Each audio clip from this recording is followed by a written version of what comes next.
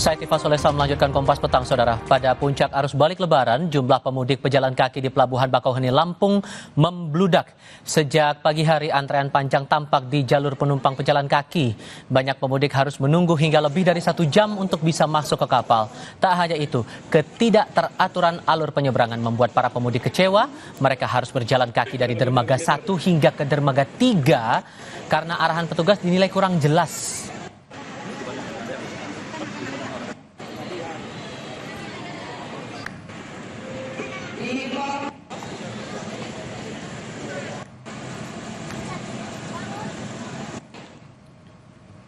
Kepadatan pun tampak di antrean masuk dermaga reguler Bakauheni. Sejumlah kendaraan pemudik yang akan menyeberang ke Pelabuhan Merak mulai memasuki Pelabuhan Bakauheni. Puncak arus balik di Pelabuhan Bakauheni diprediksi akan terjadi pada Sabtu ini.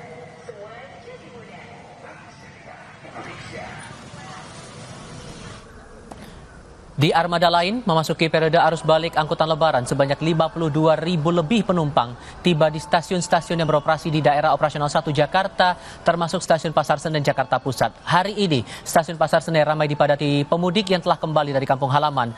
PT KAI setempat mencatat lebih dari 18.000 lebih penumpang tiba di stasiun ini hari ini. Walaupun masa angkutan lebaran telah masuk puncak arus balik, volume penumpang rute keberangkatan di stasiun Pasar Senen masih tinggi.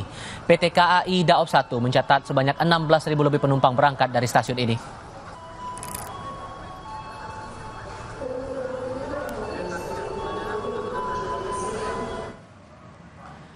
Di titik lain, kepadatan penumpang pada arus balik lebaran tampak di stasiun Tugu Yogyakarta Sabtu siang. Dari catatan PT KAI Daop 6 Yogyakarta, pada Sabtu ini jumlah penumpang kereta jarak jauh yang diberangkatkan dari stasiun Tugu berjumlah lebih dari 11.000 orang. Sementara jumlah akumulasi penumpang berangkat dari seluruh stasiun di wilayah Daop 6 telah mencapai angka di atas 29.000 orang dan akan terus bertambah hingga lebih dari 31.000 orang pada malam nanti. Diperkirakan puncak arus balik di Daop 6 Yogyakarta bakal terjadi pada hari Minggu esok, 6 April 2025.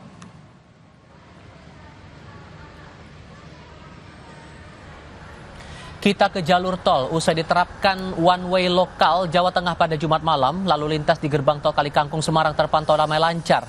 Hingga pukul 3 sore terhitung kendaraan yang melintas sebanyak 32.000 lebih unit kendaraan. Penerapan one way lokal Jawa Tengah diterapkan dari pintu masuk tol Semarang seksi A, B, C menuju gerbang tol Pejagan sejak Sabtu pukul 10 pagi.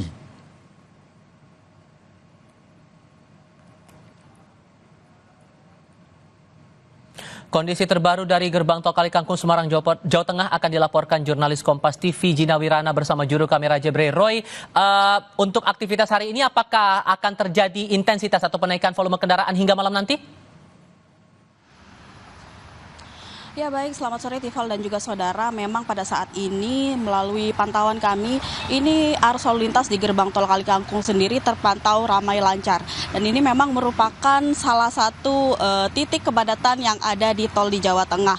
Kalau melihat dari hari kemarin, ini memang sudah memasuki gelombang arus balik dari tanggal 3, namun diprediksi puncaknya ada pada hari ini hingga tanggal 7 atau hari Senin nanti. Dan kemungkinan tanggal 7 nanti adalah puncak arus balik seperti itu. Namun bisa dilihat hari ini sendiri ini sudah ada peningkatan arus volume kendaraan seperti itu. Dari bangkitan arus balik kendaraan ini di Jawa Tengah setidaknya dari arah Jogja Solo, Bawen Ungaran, kemudian dari arah selatan ini ada Magelang, kemudian juga dari arah utara seperti Kudus dan Pati, ini aglomerasi dari Jawa Tengah ini berkumpul di gerbang tol Kalikangkung. Sampai sore hari tadi sekitar jam 3 sore, terhitung dari jam 6 pagi hingga jam 3 sore ini setidaknya ada 32.638 kendaraan yang melintas di gerbang tol Kalikangkung yang didominasi oleh kendaraan pribadi Tifal. Nah, kalau kita gambarkan ini terlihat ramai lancar, tumpukan kendaraan tidak terlalu panjang karena memang ini dibuka semua jalur tol Semarang dari seksi A dan juga B dan juga C. Kemudian kalau berkaca dari kemarin, ini memang terjadi atau diterapkan one way lokal Jawa Tengah pada jam 8 malam Jumat kemarin dari gerbang tol Kali Kangkung hingga ke gerbang tol Pejagan di Brebes. Kemudian hari ini jam 10 pagi tadi ini mulai dibuka seksi A, B, C di tol Semarang sehingga diundur. Kemudian dari jam 12 siang tadi, Dirlantas Polda Jawa Tengah juga sudah melakukan sterilisasi dan juga pengamanan arus dari arah gerbang tol Kali Kangkung mundur hingga ke gerbang tol Bawen. Sehingga rencana skema ini akan diundur tidak hanya dari wilayah Semarang saja, tapi juga hingga tol Bawen. Kemudian nanti jika tumpukan arus kendaraan semakin banyak, maka akan diundur lagi hingga ke gerbang tol Tingkir sampai di gerbang tol Brebes. Dan ini skema one way lokal Jawa Tengah yang masih diterapkan. Kemungkinan nanti juga akan menyambung hingga ke one way nasional yang akan dilaksanakan pada minggu besok tanggal 9 pagi. Seperti itu, Tifal. Nawirana melaporkan langsung dari Semarang, Jawa Tengah. Terima kasih. Lalu sejauh mana pemerintah mengantisipasi puncak arus balik Lebaran tahun ini? Kami akan bahas ini bersama juru bicara Kementerian Perhubungan Elba Damhuri. Pak Elba, selamat sore Pak dengan Tifal. Selamat sore Mas Tifal, apa kabar? Kabar baik, terima kasih sudah bergabung bersama kami.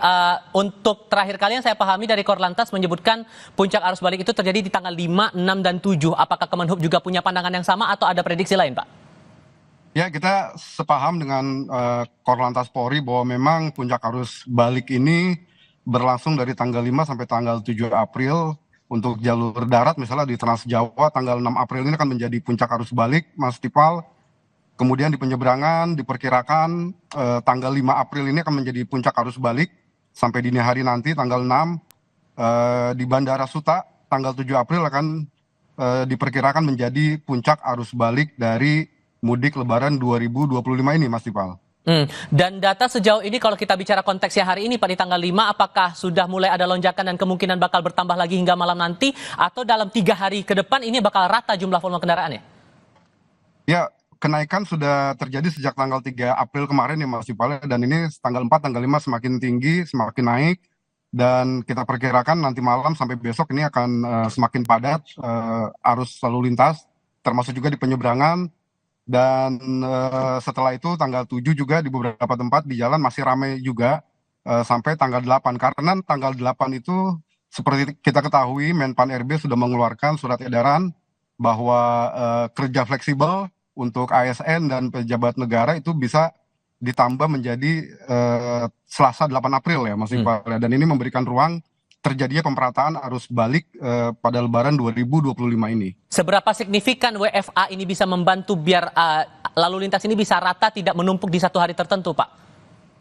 Ya, kalau kita belajar dari arus mudik kemarin, alhamdulillah berjalan lancar dan WFA memberikan dampak positif juga terhadap pemerataan para pemudik yang kembali ke kampung halamannya, mulai dari mereka membawa kendaraan pribadi, naik kereta maupun naik transportasi umum lainnya. Dan itu kita punya statistik yang memang memperlihatkan bahwa pemerataan berlangsung, dan dengan adanya WFA setelah hari H Lebaran ini, kita berharap juga pemerataan akan terjadi juga, dan tetap memang perhitungan kita 5-7 ini tetap menjadi puncak arus mudik. Cuma kita berharap dengan adanya perpanjangan WFA ini sampai tanggal 8 April pemerataan bisa terjadi juga, Mas Iqbal. Dan ini kita percaya bisa terjadi karena banyak masyarakat juga yang masih ingin menikmati Lebaran di kampung halaman juga ya Mas Iqbal ya.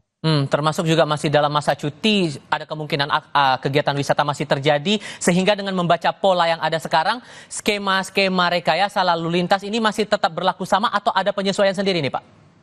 Kalau dari Korlantas ini tetap sesuai skenario dari kepolisian ya Mas Iqbal ya, bahwa dari kemarin sudah diberlakukan one way lokal di Jawa Tengah, kemudian kontraflow di jalur Cikampek, tol Cikampek, di beberapa tempat misalnya jalan-jalan menuju tempat wisata juga diberlakukan buka tutup. Di jalan arteri pun kita lihat kesigapan kepolisian dan di subdaerah cukup sangat kuat sekali.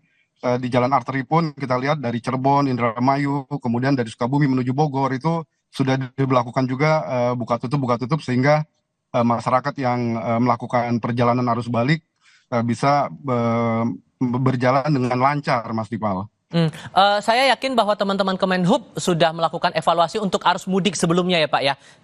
Dengan membaca data-data terakhir di tahun 2024 setidaknya membandingkan untuk volume kendaraannya sendiri apakah terjadi perbedaan data yang signifikan yang mungkin perlu publik pahami juga karena kan terakhir disebutkan bahwa angka pemudik turun begitu. Apakah memang polanya memang terbaca demikian Pak? Ya, kita sejauh ini masih fokus kepada persiapan arus balik ini Mas Iqbal. Soal jumlah masyarakat, kendaraan ini masih dinamis sekali. Kita tunggu saja sampai nanti selesainya arus balik ini, karena dari Kementerian Perhubungan, dari Menteri Perhubungan, Pak Dudi Purwagandi, Kapolri, Korlantas, dan semuanya, kita benar-benar sedang menyiapkan bagaimana arus balik ini bisa berjalan lancar dan masyarakat bisa kembali dengan selamat, Mas Iqbal. Jadi untuk hal-hal ini nanti mungkin setelah semua proses ini selesai, baru kelihatan ya Mas Iqbal ya. Jadi ditunggu dulu sampai beres arus balik baru ketahuan catatan-catatan jumlah pemudiknya apakah ada perbedaan atau tidak begitu Pak ya? Yap. Oke, termasuk juga yang perlu dicermati karena kan dari aspek pengaturan rekayasa di jalur tol kan sudah cukup jelas terlihat begitu. Kalau untuk jalur arteri apakah ada concern sendiri dari Kementerian Perhubungan Pak? Ya, arteri Menteri Perhubungan Pak Dudi Purwagandi sangat concern sekali karena di jalur ini pemudik dengan menggunakan motor mendominasi Mas Iqbal. Dan berbeda ketika arus mudik, di arus balik ini level tingkat kelelahan masyarakat, terutama pengemudi itu jauh lebih tinggi ya setelah berlebaran di kampung halaman, mungkin banyak aktivitas juga di sana, kelelahan lebih tinggi dibanding ketika mereka bepergian. Dan di sini sejumlah fasilitas di jalan arteri kita siapkan, Mas Iqbal, mulai dari rest area, posko kesehatan, tempat bermain anak, bahkan kita bekerja sama dengan Menteri Agama menyiapkan masjid, 200 lebih masjid di jalur Trans Jawa ini dari Jawa Timur sampai Jawa Barat untuk dipakai sebagai tempat istirahat, tempat beribadah selama 24 jam. Kemudian di jalur Trans Sumatera juga disiapkan 100 masjid lebih untuk tempat istirahat sebagai rest area yang bisa dimanfaatkan oleh para pemudik.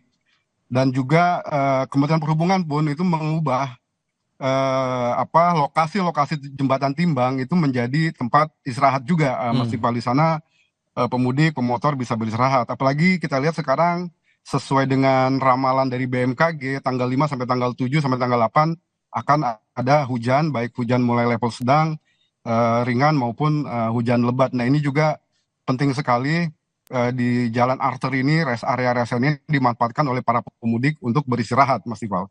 Baik, tentu kami mengapresiasi Anda di tengah aktivitas memantau ini mau berkenan berbicara bersama kami kali ini Pak Elba. Terima kasih sekali lagi. Hati-hati di jalan Pak. Selamat sore.